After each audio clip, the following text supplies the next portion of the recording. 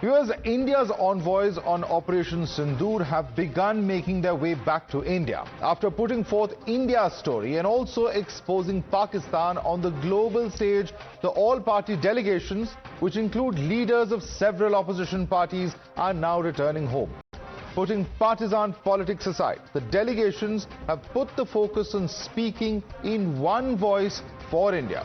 However, unfortunate as it is, it appears back in India, there isn't a similar sense of unity across political differences. We say this today as leader of opposition Rahul Gandhi is once again accusing India of surrendering before Pakistan. And not just that, he says India did so under the pressure of the United States, completely dismissing the government's claim that every conversation with Pakistan on the matter will only be bilateral.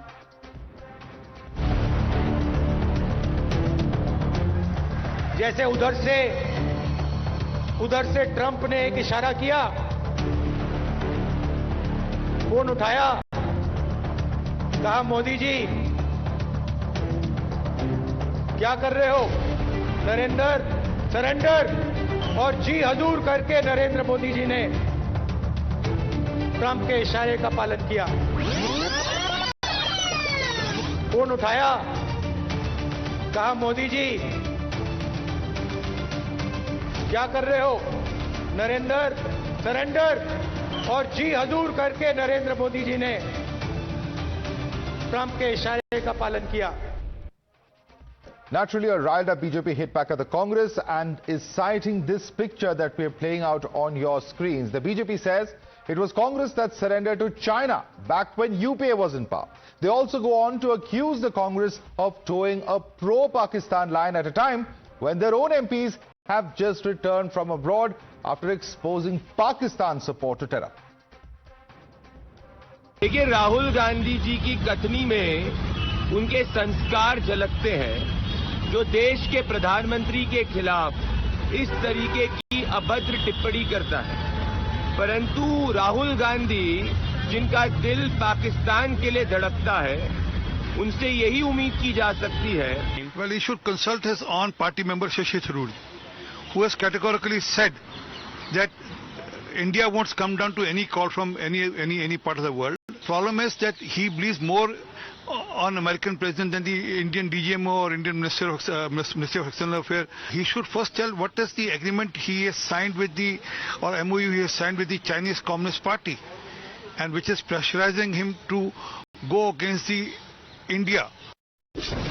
You're watching the News Hour at 10, debate number 1 on Times Now, Super Prime Time. Let's take this across to our guests. Joining us, we have Sanju Verma, BJP National Spokesperson. Rajat Sethi, author and economist, is also with us. Advocate Nikhil Jain is a political analyst. We also have Advocate Sheikh Amir, Congress leader, joining us. Nikhil Jain, let me begin with you. On the one hand, you have Rahul Gandhi, who says that with one call from Trump, Narendra ji surrendered, BJP-RSS will also bow down. On the other hand, you have Kanimuri, who, when asked in Madrid a question about what the national language is, he talks about unity and diversity. What really is the real message going out? Because from the various statements of different India alliance partners, there appear to be very, very different messaging and different kind of statements coming out. So, Madhav, the statements that are being referenced of Salman Khurshid, Shashi Tharoor, Kanimuri and other opposition leaders in the all-party delegation, they are statements made on foreign soil as part of a diplomatic delegation, which is to represent the view of the Indian government of the time.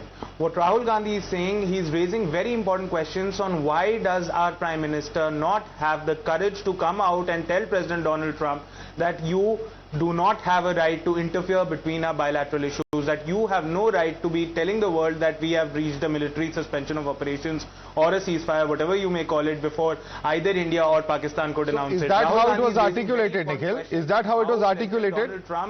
Nikhil, is that how it was articulated? Absolutely. Because you have the CDS's statement and you have various statements of different leaders, different parts of the government who have come out to say that Pakistan was informed only after we had struck A, and B, that there was no question of any mediation. It was Pakistan who formally made that call to our DGMO, and then in fact whatever ceasefire was then later announced. So where is the question of any kind of surrender at the behest of Trump? Madhav, that is the point. In your opening package, you said that Rahul Gandhi is saying that India surrendered before Trump. Rahul Gandhi is not saying India surrendered before Trump. What he's saying is Narendra Modi, the individual, is surrendering before Donald Trump. And the reason for that is that the DGMO or the Foreign Affairs Minister or Foreign Secretary may be saying that there was no intervention from the United States. But when the President of Donald Trump... No, one second. You're contradicting yourself there. One second. You're contradicting yourself there. You're saying that the Prime Minister surrendered before Trump. You're saying that India did not surrender, but the Prime Minister surrendered. Nikhil, you're going around in circles. And that this argument is certainly not making sense. No, Madhav, no, Madhav, I'm raising objection to the fact that you are saying that Rahul Gandhi is saying that India surrendered. Rahul Gandhi is not using the words India surrendered. Rahul Gandhi is saying Narendra Modi surrendered, which he has. You may have the DGMO and the MEA saying that there was no external intervention. How? Explain how Narendra Modi has surrendered, sir. Please explain to our viewers. Because he has still not found the courage to come out clean and tell the world, the Indian citizens as well as the entire world, that no, Donald Trump did not mediate. Or, yes, Donald Trump mediated and I surrendered. He will have to come out and speak the truth. But the problem is that he's hiding behind Nikhil, the Prime Minister... Just one second. The Prime Minister has come out and made a public statement. He has addressed the nation on exactly what has happened. To the specific point that you are raising, let me bring in Sanju Verma. Sanju Verma, your response to Nikhil Jain. You know, Madhav, I don't want to make this personal. This is a very serious issue that we are discussing. But Nikhil Jain is not just a political analyst, he's a Congress worker. So when you just introduce him as a political analyst, you're being unfair with your viewers. He's a bona fide Congress person. He's not a neutral political analyst, point number one. Point number two, Prime Minister Modi does not need any form of endorsement about his credibility and his courage of conviction from Congress party, which has been shown the exit door not once, but in 3 Lok Sabha elections in a row. Lok Sabha 2014 में exit door दिखाया जनता ने राहुल गांधी को, लोक सभा 2019 में exit door दिखाया जनता ने राहुल गांधी को, and Lok Sabha 2024 Rahul Gandhi was again shown the exit door by the electorate of India. ये जनता है, ये सब समझती है, सब जानती है. So debate after debate, if Nikhil Jain or any XYZ start saying, oh, Narendra Modi did not do this, did not do that, he listened to Trump, he announced a ceasefire. Pehli baat to Madhav, there is no ceasefire. From the DGMO to the MEA spokesperson to S. Jaishankar to Rajnath Singh to no less than the Prime Minister himself, we've said we've taken a pause. Please understand the difference between a pause and a ceasefire, and I say this to Congress Darbaris who do not even know the basic nuances of the English language. But most importantly, I'll come to this, Madhav. Why is it that I can trust my Prime Minister? I can trust my DGMO. I can trust the Indian Air Force Chief. I can trust the CDS. I can trust the Raksha Mantri. I can trust the Home Minister. I can trust the External Affairs Minister. And I dare say, so can you. What stops Rahul Gandhi from not trusting our armed forces? The same CDS whom they quote, "Arey itne Rafale jets drown ho gaye." The same CDS also said, professional armed forces don't mull over losses. They talk about outcomes, and we dealt a body blow to Pakistan. Ye aap bhul gaye. So you guys have a convenient selective memory. You suffer from selective amnesia. My final point, Madhav. Shehbaz Sharif said it clearly. This video is viral on social media. He said on the 10th of May at 4:30 a.m., Pakistan, after the early morning prayers, was planning to attack India, but before it could do so, India unleashed the BrahMos, leaving Pakistan paralyzed and shattered. This is the Pakistan Prime Minister who indirectly, for whatever it is worth, admitted that Let me bring it. Nikhil Jain यहाँ पर बैठकर अनाप शनाप बोल रहे हैं. Okay, let me bring in now Sheikh Hamid. Sheikh Hamid, the question is this. The question is that, as a country, we have sent out foreign delegations. They are coming out and they are very clearly saying that why are we politicizing this? That's a statement from people such as Salman Khurshid, who know a thing or two about diplomacy. They've served as the External Affairs Minister of India. He has in any case. There are other leaders as well who have gone abroad and are making these comments. There is Shashi Tharoor, who has worked as a diplomat at the United Nations. The point being made is this, that there is nothing wrong with any political party in the opposition trying to hold the government to account. But at what cost? Why are we making statements such as these? And we've seen how in the past weeks Pakistan has made use of similar comments that have been made by various opposition leaders. Once again, are we making the same mistake? Sheikh Hamid. Well, Madhav, I think you have forgotten. We are democracy. We are the largest democracy in the world. And it would have been a very successful Operation Sindoor. It would have been very successful. What happened? In 1971, when President Nixon threatened Indira Gandhi in 1971 war, but Indira Gandhi stood firm and she liberated Bangladesh. But when we are talking about when you say, at the start you said India, it's not India. It's a political party. BJP. What BJP is trying to do, what they are trying to milk this opportunity. In simple words, I would say they're asking tough questions, and you come up, you start defending BJP, you start defending Government of India, asking questions. This happens in democracy, and if you're telling us we are not in democracy, that's a separate thing. Sanju Verma was saying that. No, Sheikh Hamid, let me stop you there. The difference being made over here is this, that on all of these issues, forget what the government is saying, forget what the BJP is saying. There's a Chief of Defence Staff who has made a public statement. Do you not believe now what the CDS is saying? Are you going to now doubt even our men in uniform? I think that is a fair question. MLA Udhampur, Madhav, MLA Udhampur on record. You can check if you don't know. MLA Udhampur, who belongs to BJP, he said, "Hamari army nikammi hai, bewakoof hai, nikammi hai army." No action was taken against him. When you're saying CDS, what Nikhil said, why doesn't Modi come out? So this is amazing. Come out and Sheikh Hamid, you will not accept what the Sheikh Hamid, you will not accept what the Prime Minister is saying, but what the Udhampur MLA is saying is now gospel truth for you. It was shame for us that suddenly President Trump comes in with a tweet. He says that I have mediated the ceasefire. And you have no answer. You don't question him. You don't come out with a statement. No, you are not the one who mediated. You are not the one who whatever has happened. Okay, Rajat Sethi, our questions are legitimate because it's based on a public statement of a tweet that has been made by President Trump. Why has the government not come clean on that? Rajat, your response. Well, I think, Madhav, the government comprises of the key officials of the MEA who are authorized to speak on matters of foreign affairs, and they did issue a statement in very clear terms and clear words. Now, I can't go about giving English literature comprehension lessons to every Tom, Dick and Harry who comes in and starts questioning the MEA. MEA was loud and clear on day one itself, and this happened. A. B. How does Trump's word become gospel? So this has been my sort of an intellectual quest. He did say that Kashmir issue is a 1,000-year-old issue. Do you believe that Kashmir is a 1,000-year-old issue? Do you even think that Donald Trump, as the US president, is even aware? Sir, allow me to speak. I did not step in when you were talking. Please pass on the courtesy. Please. Okay, one by one. Sheikh Hamid, one by one. You will get a chance. You will get a chance to rebut him. Let Rajat make his point. Yeah. Even the people of the United States know and understand where does Donald Trump come from. He cooks up things, on the go. Again, Congress party is free to question, but here they are insinuating. What Rahul Gandhi attempted doing today in today's speech, as if Donald Trump, when he was calling Narendra Modi, he tried a conference call and included Rahul Gandhi also on that conference call. It seems like that, as if Rahul Gandhi has the entire transcript what's happening. Modi, sir, yuddha band karo, and then he said, okay, sir, I will close it. How is he privy to that? The problem of Congress party is that they do not learn from their mistakes. They come in, they insinuate, they drop allegations. They did the same thing when the Rafale aircrafts were being bought, but they had no tangible proof.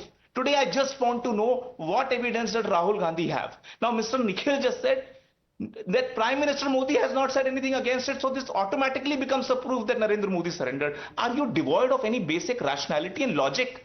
Now, do I need to sit here and tutor you what logic means?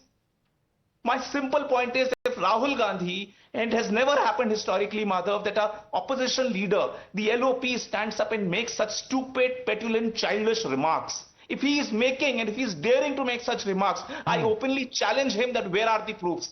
Where are the proofs that Prime Minister Narendra Modi actually said that I am surrendering? And if you do not have the proof in no uncertain terms, you have no right to step onto the pedestal and try and fool the people of India. Sheikh Ahmed, respond. Well, this is funny. We have been, when President Trump suddenly came with a tweet and there was a ceasefire, and when there is no reply to that, no statement to that, we are being humiliated throughout the globally humiliated. And this, I don't know, I forgot this, Rajat Sethi, what Rajat Sethi is saying, that we need proof. What proof you need? That a president of some other country is a complete surrender. Operation Sindoor. So that's the point. One second. You are the people who are saying that. Sheikh Ahmed, this is where things become a little problematic. Let me just come in now. You know, the point being made over here is this. You don't believe what the Prime Minister says, fine, you don't want to believe it. But you will go completely by what President Trump is saying. The government has come out to say that there is no question of any third-party mediation. Jaishankar has said so in an interview. You would know very well, you are fairly well-read and informed about news. You know what the External Affairs Minister said on this issue. Yet, one second, Sheikh Ahmed, despite all of the clarifications coming in, again and again these issues have been raised. And you know the best part of it, Sheikh Ahmed? President Trump has not even spoken to Prime Minister Modi. It is other officials, including the Vice President and the Secretary of State, who have spoken. So where's the question of taking this dictation or whatever it is or surrendering to Trump?